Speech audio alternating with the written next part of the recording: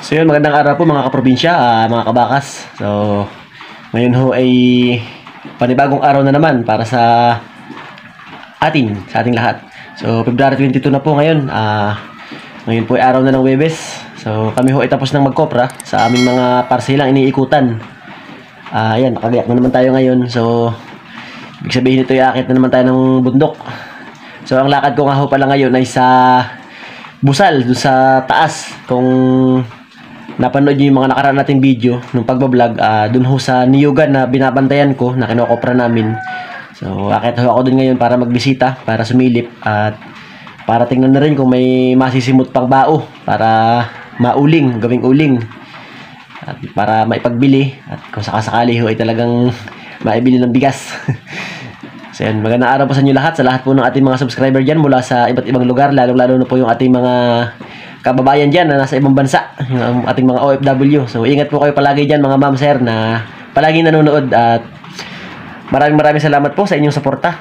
Dahil po sa inyong panonood ay kahit paano ho ay nakakaipon ako ng konting kita sa aking pagbablog, na sana po ay magamit ko rin para sa pamilya, at sana ho ay makatulong ito para kahit paano ay makatulong pandagdag sa gastusin din sa bahay.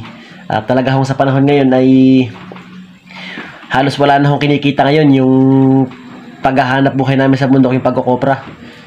Dahil na rin ho sa napakababang presyo at sa napakaunti nung ibinubunga ng niyog, kagaya ho nung nakita nyo nung nakaraang nag-vlog kami sa niyugan. At talaga hong wala na hong ibang pagbabawian kundi yung humanap ng iba. At dito ho sa amin yung iba ngayon ay ang ginagawa ho ay ipinapuputol na lang yung mga niyog nila, dahil parang wala na daw hong pag-asang tumaas yung presyo. Ay sila ho ay pinapuputol ng niyog, at yung lupa ay iniiwanan na lang, yan, binahayaan maging gubat. So ngayon mga kaprobinsya, samahan niyo po ako ngayon sa aking pagpasyal sa bundok, at tayo ho ay titingin kung ano maaari doon, kung merong bao na pwedeng ulingin, at diretso mangunguhatan ho ng baka may merong pwedeng gulayin. So tara, ito yung ilog natin tinatawid palagi. So yan, simulan na ho natin yung lakaran. Medyo madulas yung daan ngayon at hindi pa rin tumitigil yung pag-ambon-ambon dito. Yan o, basa-basa yung lupa.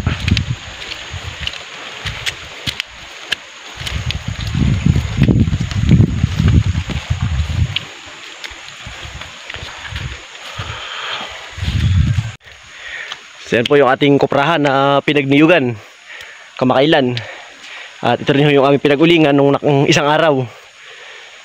Ano, medyo sariwa pa yung mga bunot. So dito ko tayo dadaan. So yun mga kaprobinsya, medyo madulas yung daan. So bali 25 minutes na po tayo naglalakad. Inabot ako ng ulan kaya hindi tayo nakapag-record sa dinaanan natin. So ito, medyo malapit tayo dun sa Sitio Busal. So ibig sabihin malapit na tayo dun sa ating pupuntahan.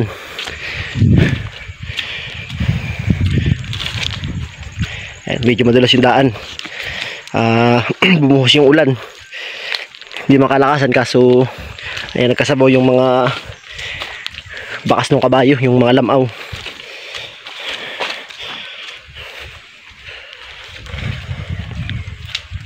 Dito nga ho pala sa dinadaanan natin ay ito yung madalas din nating daanan kapag umakyat tayo nung dagatan, sa Dagatan Lake na pinagkokoprahan din namin. Dito rin ho dumadaan yung mga teacher na nagtuturo dun sa Busal Elementary School. Kahit po yung mga estudyante na nagagaling sa baba ay dito rin dumadaan. Doon din ho tumatawid sa malaking ilog na madalas din natin tawiran. So dito ho sa kabundukan ito ay meron ho ditong school na elementary, nasa tuktok ho ng bundok. So ang nakakasakop ho nito ay yung Tayabas, Quezon, pero yun hong binababaan natin, yung pinakang baryo dun sa baba, ayun yung ho ay sakop ng Mauban, Quezon. So bali boundary ho. Kaya ho kapag may nagtatanong sa amin, pag nag-comment at kung tinatanong kung taga saan kami, ang lagi ko po sinasagot ay Tayabas, Quezon, dahil ako ho talaga ay taga Tayabas, at dito rin ho tayo nagbablog sa lupa na nasasakupan ng Tayabas, Quezon. Ito hong Sitio Busal hanggang Dagatan Lake. So na yung daan, medyo talagang napakadulas. Dito ho ay kapag Lunes ay sumasakad yung mga teacher na nagtuturo dito. Tapos bababa naman kapag Biyernes na hapon. Hindi na daanan nila oh. Doon ho na sa nagtatanong kung bakit daw ho wala ditong maayos na daanan. Dito ho ay wala kaming maayos na daanan dahil wala hong pathway. Kahit ho pathway ay wala kami. Hindi ho kagaya dun sa kabilang barangay, sa Barangay Rosario sa sakop ng Bauban, Quezon, na meron ho silang magagandang pathway sa dinadaanan nila. Kaya hindi ho nahihirapan masyado yung kanilang mga kabayo at saka yung mga tao na umaakyat sa kanilang mga niyugan na kinokopra. So hindi ho namin alam kung bakit dito ay hanggang ngayon ay wala pa rin yung kahit umaayos na pathway.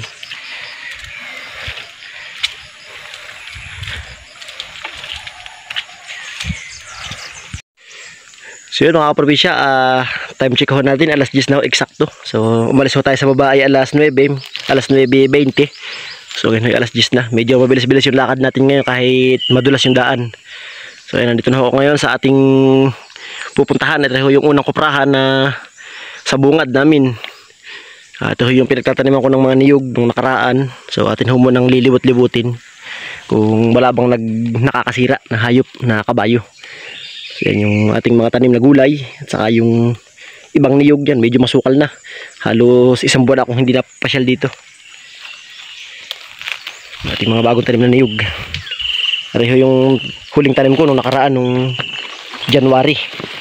Ayan, buhay na.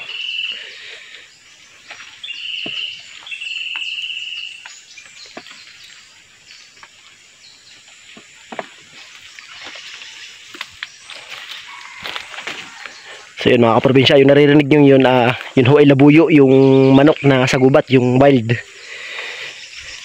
Ayan, napakarami ho dito ng ibon saka mga labuyo sa gilid nito. Dahil dito ho ay wala ng kabahayan diyan, yan ho ay puro bundok na yung tabing yan.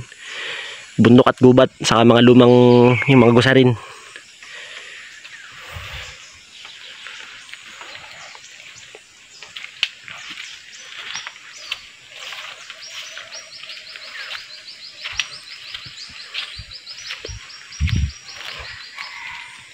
Ayun, medyo malapit na yung labuyo na dito lang sa may bandang gilid ng sapa, sa may gilid ng niyugan.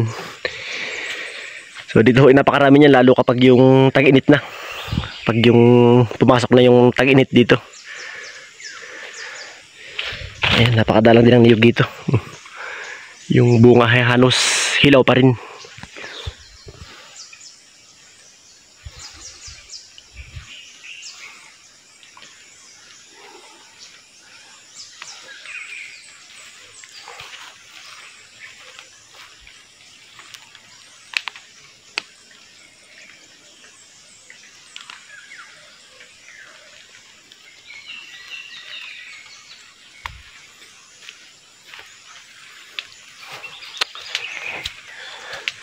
So ayan, tayo po ay lilipat sa kabilang kuprahan at nandun yung ating bao na uulingin.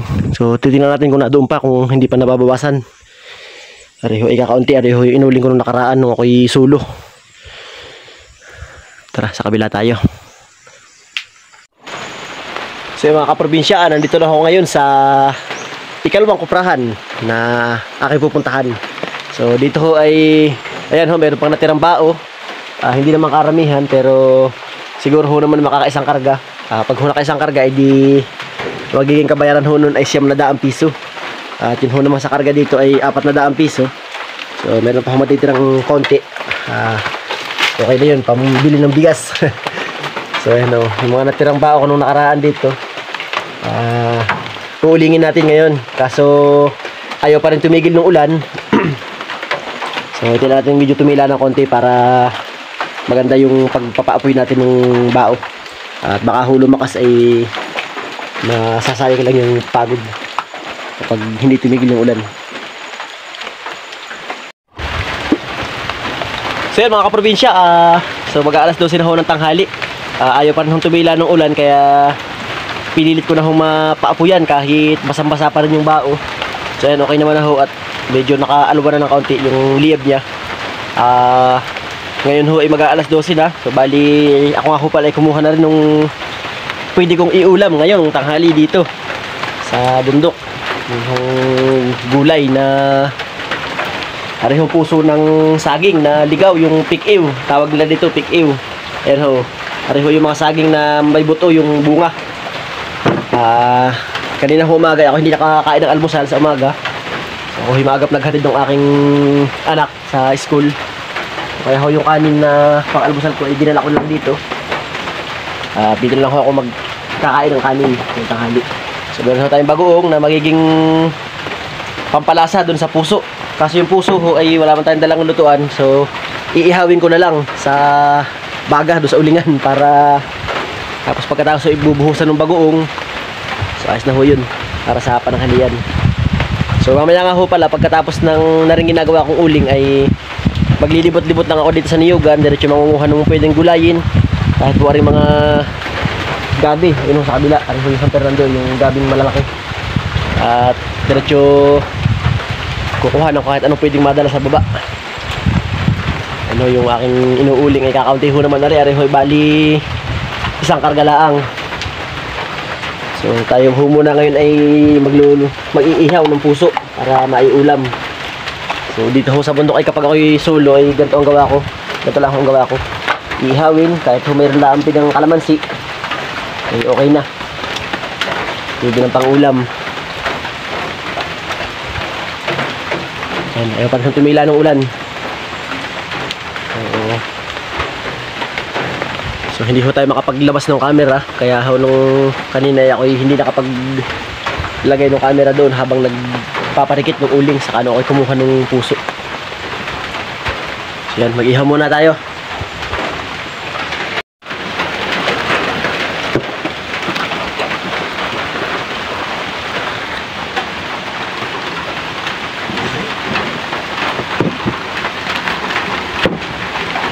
So, hindi na ho natin tatanggalin itong balat na makapal para pag nilagay doon sa apoy. So, siya ho yung unang masusunog. Tapos, pag binuklat mo yung ano, makukuha na yung pinakang malutong laman niya. So, ito yung gitna. Tapos natin na konti para madaling maluto. So, atin hong babawasan na konti pero hindi natin isasagad sa mismong yung pinakamalambot niya.